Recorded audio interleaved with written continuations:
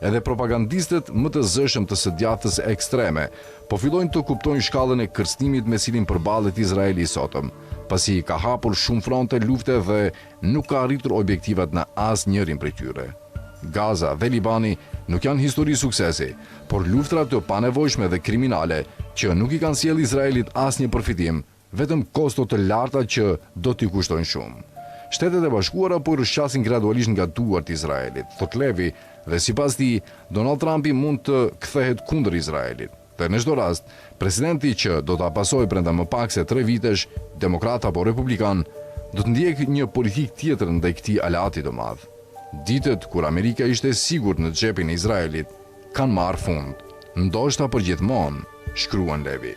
Edhe Europa po pret një sinjal nga SBA-ja për të ndryshuar politikën e saj ndaj Izraelit. Edhe atje, durimi po mbaron me një Izrael që shihet si pushtues, agresiv dhe megaloman.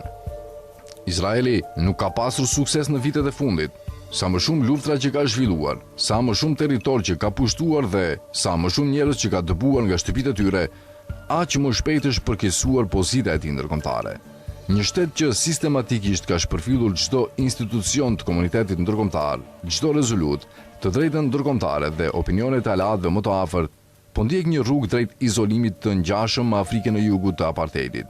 Dhe kjo është një trajektore që do ta ketë vështirë ta kthejë mbrapsht.